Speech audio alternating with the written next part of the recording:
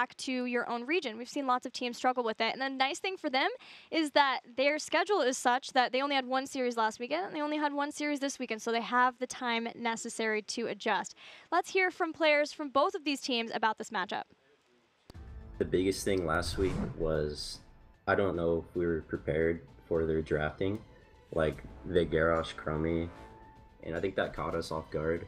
And yeah, I think it just blindsided us. But then after that, we learned from it. Like, I think we're learning a lot from their drafting style and the way they played. And I think after going 0-3 against them, I think we actually got a lot stronger. Going against LagF, I'm not really sure what to expect from them, since it seems they're either going to be really tilted and unable to win a game, and then, like last week, they won 2 series in a row. So I don't really know where they're at. It's like, maybe they came out of their slump, maybe they didn't, and they're just getting lucky. But I just think we shouldn't underestimate them, and we should be fine and get a clean 3-0.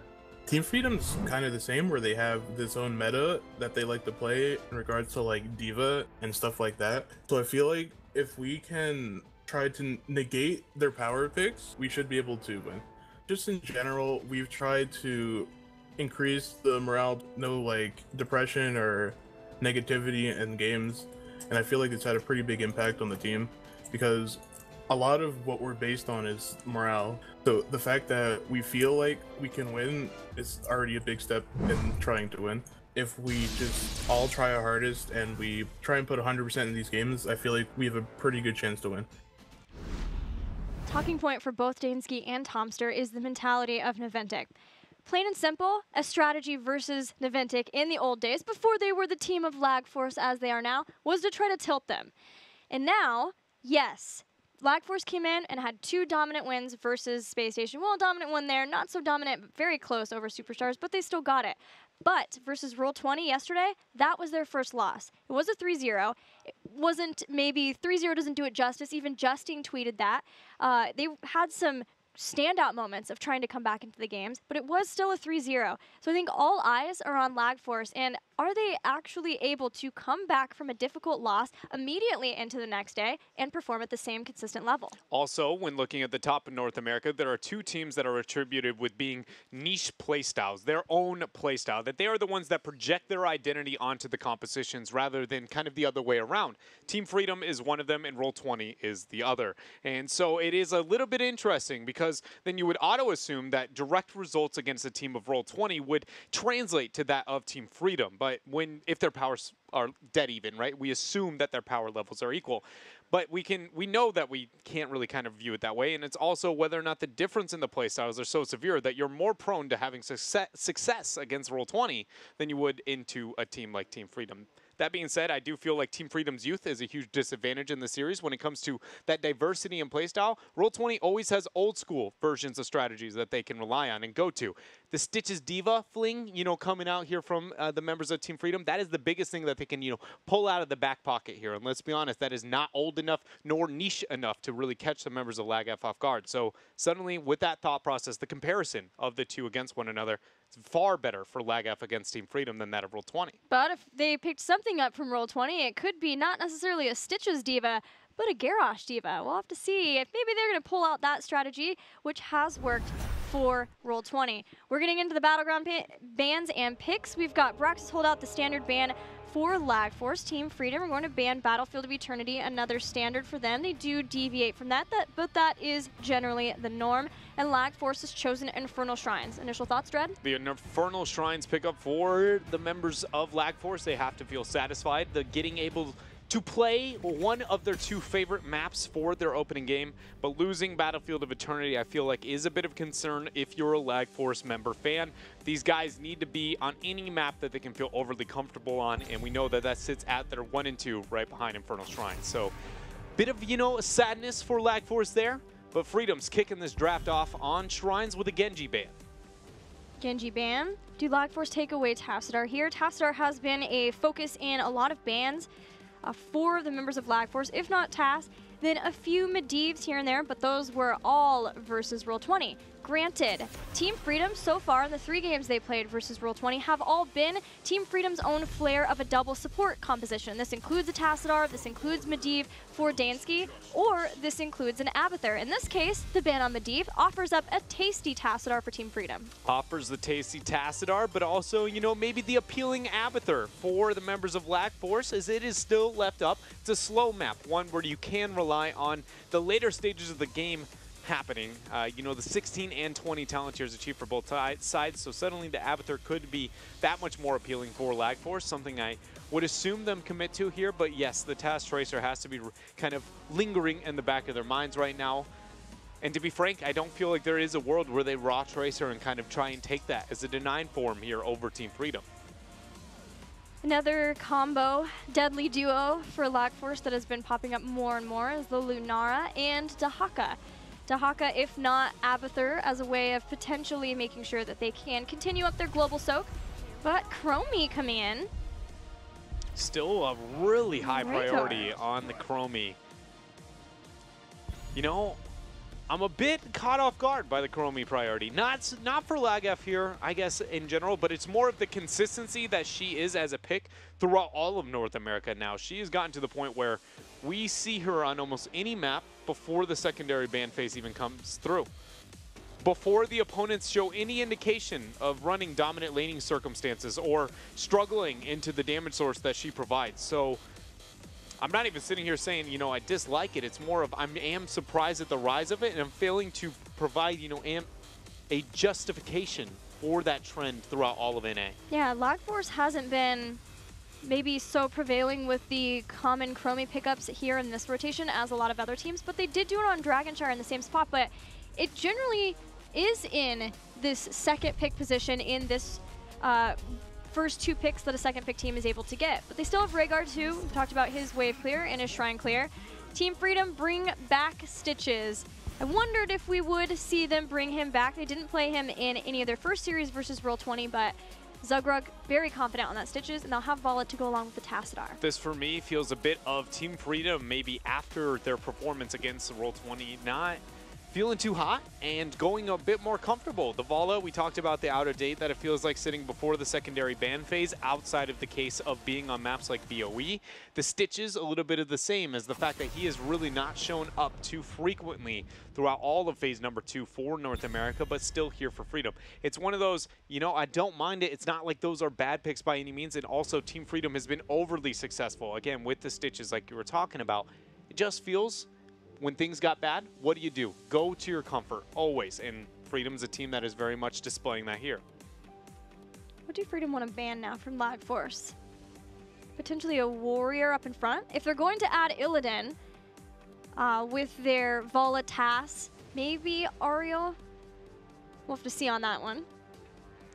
I think my biggest fear would be a Malthael, is the hero I am most scared of if I was the members of Team Freedom on a map where the side lane are going to be impactful and Malthael's priority rising overall, but then on the Shrine itself, he has a pretty reliable initiation. Stitches has a target he doesn't want to hook because it can get the counter and momentum into a fight.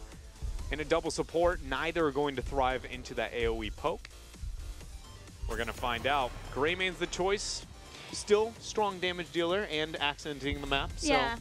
Team Freedom has had some of the highest Greymane focus of any of the teams too. They picked him or banned him at the very beginning of every draft versus Roll20. It was Roll20, so the very early first ban of Greymane makes sense versus them, but still banning him here as a way of limiting the shrine control that Lag Force can have.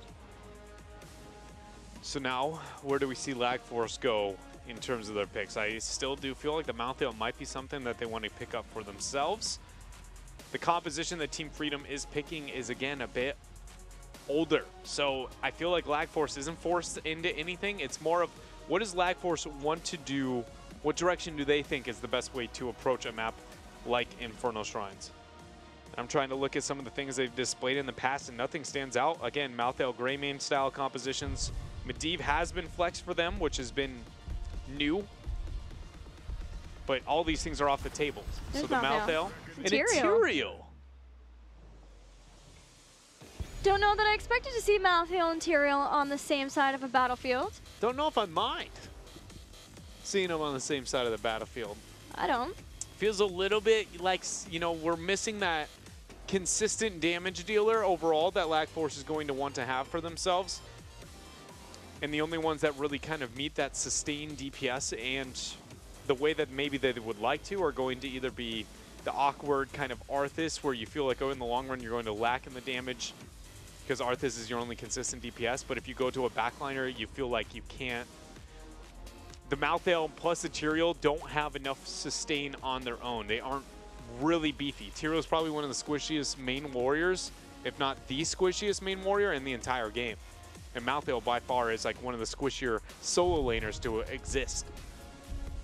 Final 2 picks for Team Freedom. We're still waiting on Collusion's hero as the support's Lucio, and they do still get their Illidan. That Lucio. I want a false stat with Hinterland's Blast this game. I know that's sounds like I'm memeing, but I'm not. Lucio, just Judgment one shot. Just don't even give him the time of day.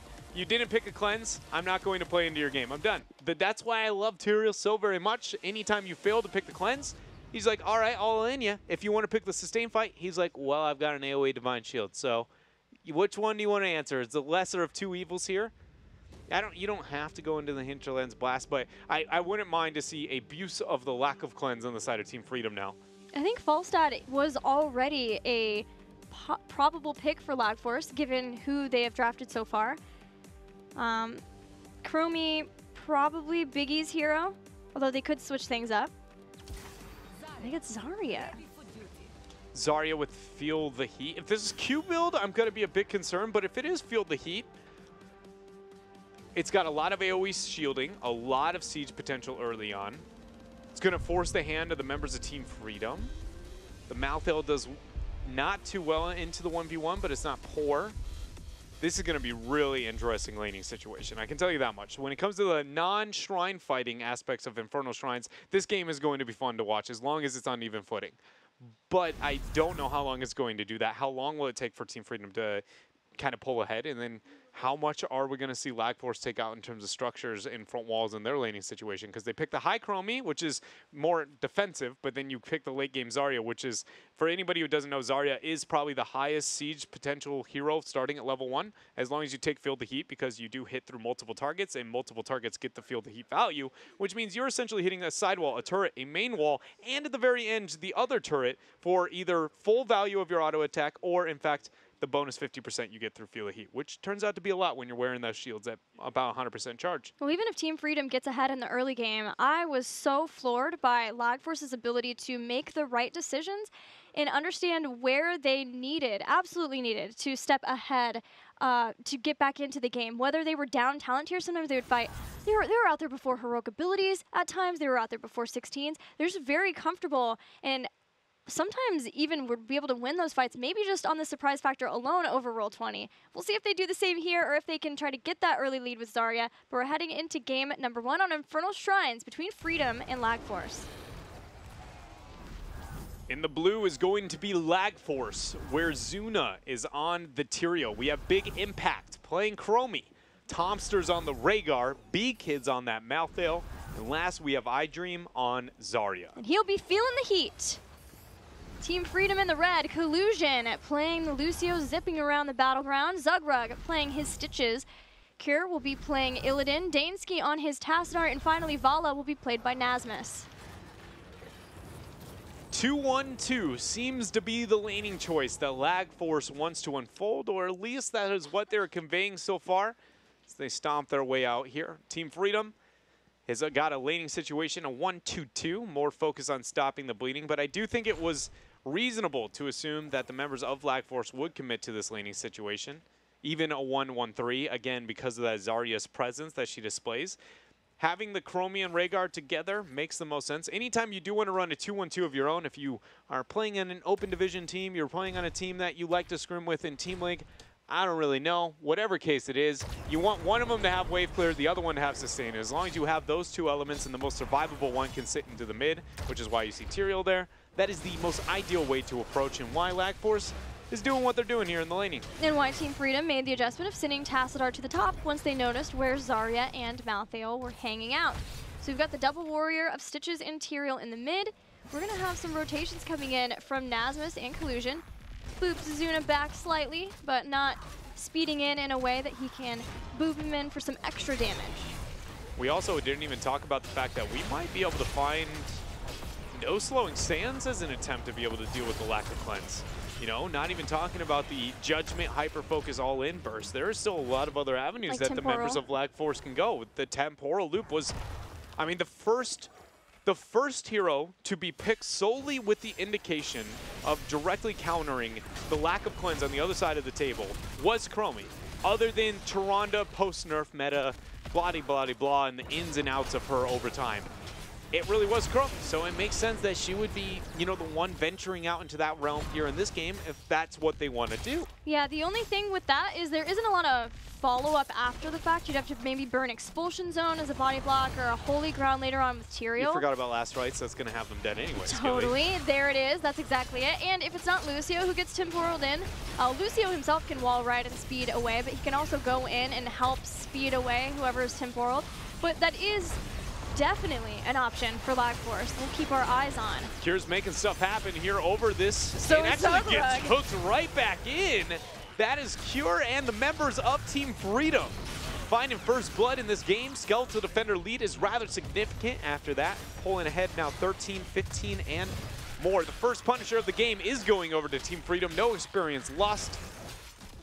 Lag Force has to find a way to, you know, cut the loss here more than just the front wall. We always know we can assume this first Punisher of the game traditionally is a front wall. Lag Force, when we've seen them on Infernal Shrines in the past, they have been hesitant to give up shrines even when it's obvious that they're probably going to lose it. Granted, that worked out for them very well versus Roll20 at the 13 mark when they absolutely needed to win the fight there. They did, and they got the Punisher. In this case, though, immediately upon recognizing that they had lost their Malthael, they cut their losses. They headed straight in to get a mercenary camp in the mid to try to help them out with that. They've only lost the front wall, and they're about a half level down in experience. They went back to the lanes.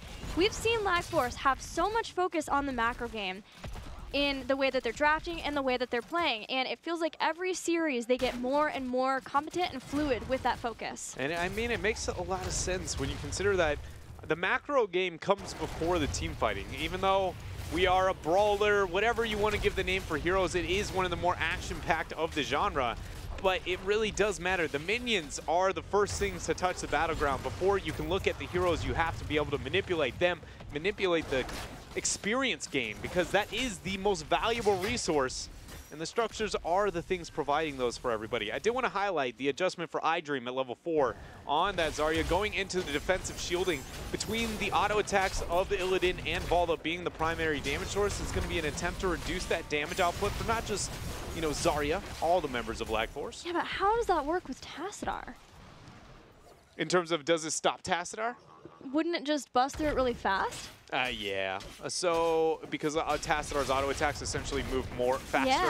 Yeah. Because Tassadar, though he doesn't auto attack, depending on which build you go, he auto attacks faster and goes into essentially Tychus mode, which rids of your defensive shielding stacks very quickly. I mean, you are correct, yes, if he is full channeling the auto attacks, but the defensive shielding is not 100% uptime. It's only after the burial is dropped, and even then, it's just a nice way to stop if Valo or Illidan are going to be a major problem. Yeah, definitely Illidan. And I assume Illidan, you know, Kira is going to be a bigger problem. He generally is to just about everybody he plays against. You know, yeah, not just on the Illidan. Really just if Kira is in fact playing Heroes of the Storm, all the North American Hero League players have felt it. North American professional scene has felt it.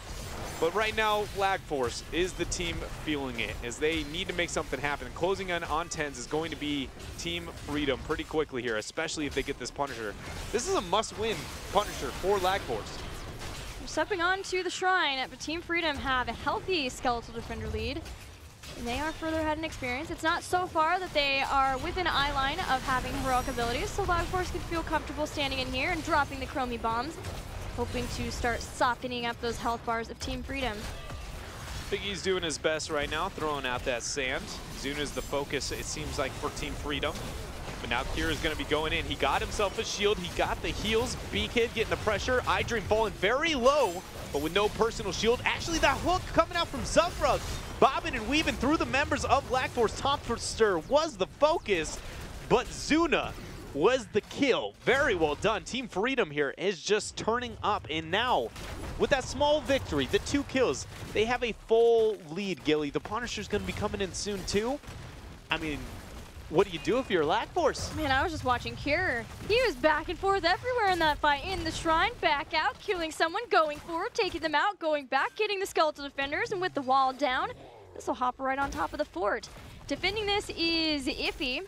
Lag Force realized that, not having heroic abilities. They've got some hanging around, but it's just about giving up the fort. Just defend at the keep wall when you can bait it over, and otherwise get back out in the lanes and get heroics. Lag Force is about to get level 9.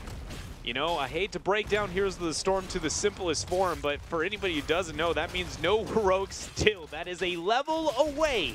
And if any of them venture out too far, it is almost 100% Cure sets that little crosshair over their head, turns on the hunt, and the members of Team Freedom are going to light up. The keep is now the focus. He hasn't jumped yet. That small wall focus, so ridiculously cool from Team Freedom. Now Cure's gonna go in, start pressuring. There goes the jump.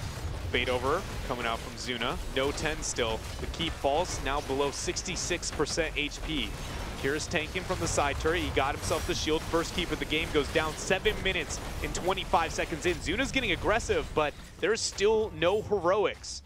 Lag Force get punished so effectively through this early game. Team Freedom here, again, we talked about the cross comparisons. Roll 20 in Lag Force's performance. How will Lag Force do against Team Freedom? But Team Freedom does not seem to be letting up the least bit. They are showing Lag Force the hatred of being 3-0'd by Roll 20 at their first series back at HGC. But finally, heroic abilities are here for Lag Force, and if there was ever a time to get out and try to find a way to get back in this game, it is right now. They can't bank on the next shrine being up and away for them to have the same talent tier. But if I know Lag Force, they may just be willing to fight without their 13s anyway. They may be willing to. There's going to be the expulsion zone dropped from iDream. The shielding is used. Sanctification dropped from Zuno, but that is a brilliantly timed vault. That was 3 heroics, and now Team Freedom is turning this on to Lag Force. They dropped the beat. They've got the hunt. iDream's the focus. Nobody going down quite yet. Good force wall here on to Zuna, thanks to his level 4 and his Q. He's going to make it out just fine.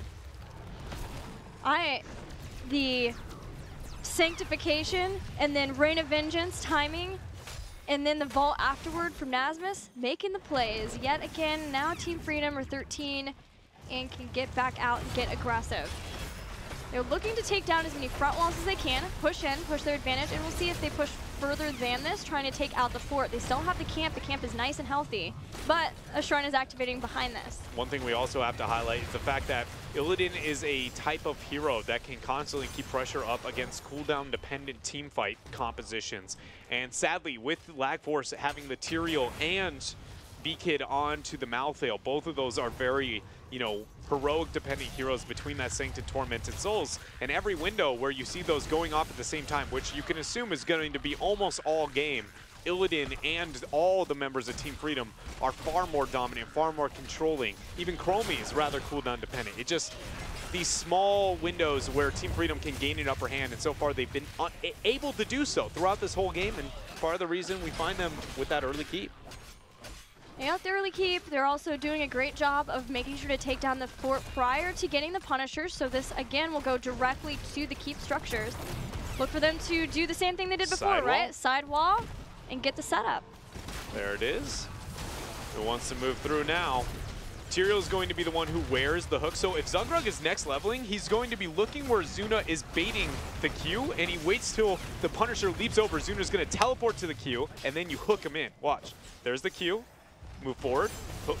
And then you try to get the hook afterwards. Zuna just out of range. He gets it. They got him. He does it. He's gorged right now. Cure leading the charge to make sure that nobody gets there, but he'll hunt back out of the base just to make sure to take out Tyrael as the first kill of this fight. Tumster has no ability to ancestral himself, but Cure actually showing a bit of mercy here, or a bit more focus fire, splitting off. They're going to concern more onto the keep and onto the members of Lag Force here. iDream was the focus for a minute. Punisher lead comes off cooldown in about 4 seconds. No follow-up. Team Freedom gets the second keep, and they walk away. This whole game, Kira has been like a kid in a candy store. Just like, what's over here? Now I'll go after this. Now I'm going to go back to the shrine. But wait, all of a sudden, we've got a gorge. I'll just hunt back in here. Don't worry, guys. We can get the follow-up still, even though we've got the force wall and everything else. We've got boops. We've got Rain of Vengeance. I'm going to make sure that I'm in here for the fight, too. He's all over the place. Luckily, Collusion's on the right support for that playstyle. You know, he can run around just as fast. Accelerando, scoot on in. Make sure he's there to be able to get that supporting. But there has been no miscommunication between Collusion and the initiations from Cure without having a major burst support behind you. And with the comp that we saw developed out of Lag Force, you could very easily assume a lesser team would be struggling in that department. But Team Freedom, they are not. By the way, that cleanse from Tomster was the only reason that initiation didn't happen. Granted, getting a Stitches hook onto Zuna traditionally is pretty profitable for the Lag Force. Chilling out with a 3-level lead and some Khazra camps. But Gorge speeding away. Goodbye, Zuna. Rain of Vengeance 1.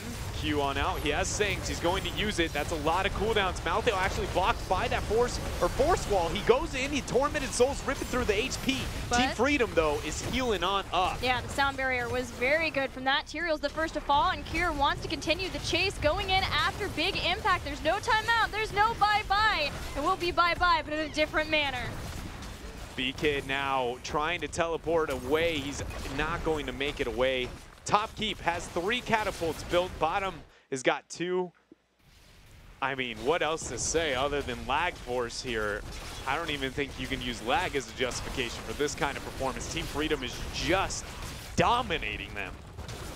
The composition that Team Freedom runs well, made even faster by Lucio. I never thought about the Gorge Lucio speed capabilities. Another keep falls, and Lag Force have a naked core.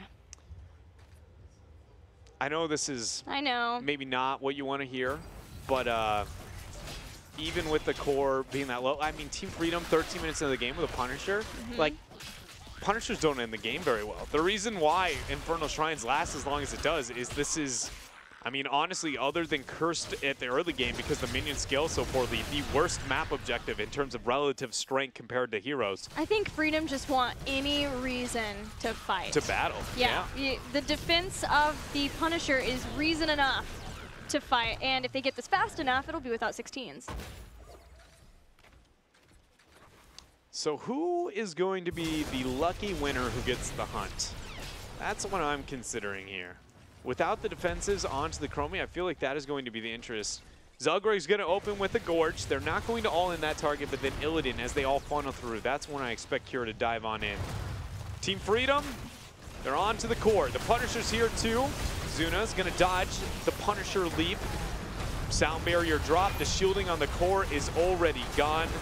Team Freedom is not going to get distracted here by the members of Lag Force. They are just going to end this game. 14 minutes and 23 seconds in very dominant fashion. The only thing you couldn't claim for Team Freedom in that game was the fact that they didn't not die. Well, they did until they all into the core.